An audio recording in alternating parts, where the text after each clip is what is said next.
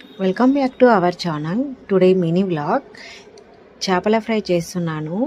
కొద్దిగా కారము, ఉప్పు, అల్లం వెల్లుల్లి పేస్ట్, కొద్దిగా మసాలా కలిపి చేపలకు పట్టించి ఒక 5 మినిట్స్ అలా పక్కకు పెట్టాను. పెట్టిన తర్వాత స్టవ్ మీద ప్యాన్ పెట్టి ఆయిల్ వేడైన తర్వాత ఆ చేపల్ని నేనైతే గరిటతో వేసాను.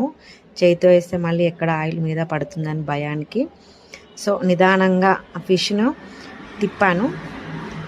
తిప్పిన తర్వాత కొద్దిగా దానికి సరిపడా కొత్తిమీర కట్ చేసి వేసాను. So finally fish fry ready. చూస్తుంటే మాత్రం చాలా చాలా బాగుందండి. చాలా చాలా బాగుంది. Thank you for watching.